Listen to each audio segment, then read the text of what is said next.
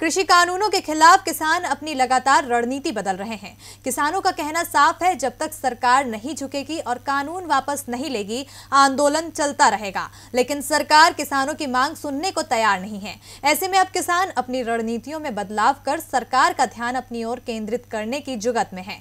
तो आखिर आज क्या कुछ रहा किसानों के आंदोलन में, खास देखिए ये रिपोर्ट। दिल्ली की सीमाओं की हालत देखकर ये साफ लग रहा है कि अगर सरकार ने कृषि कानून वापस नहीं लिए तो आंदोलन चलता रहेगा।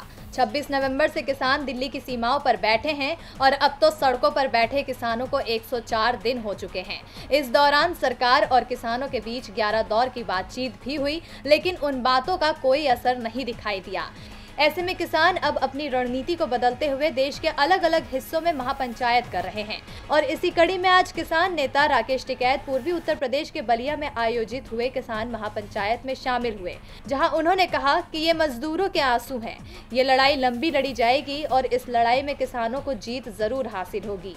किसान नेता राकेश टिकैत ने बलिया से अपने आंदोलन को लंबा चलने की बात कही, तो वहीं विपक्ष भी लगातार किसानों के समर्थन में अपनी आवाज बुलंद कर रहा है।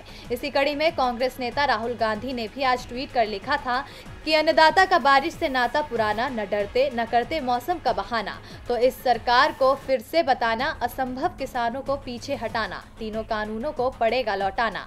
किसानों के इस आंदोलन में न सिर्फ विपक्ष अपनी आवाज उठा रहा है, बल्कि देश से लेकर विदेश तक किसानों के समर्थन में आवाज बुलंद की जा रही है। वहीं इसी बीच किसानों के आंदोलन में अब पूर्व IAS और IPS अधिकारी भी शामिल हो रहे हैं, जिसके बाद माना जा रहा है कि ये रिटायर्ड नौकरशाहों किसानों के आंदोलन को एक नई धार देंगे।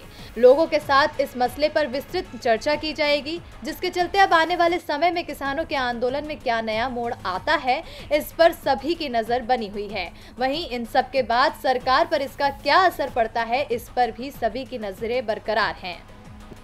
DB लाइव की रिपोर्ट।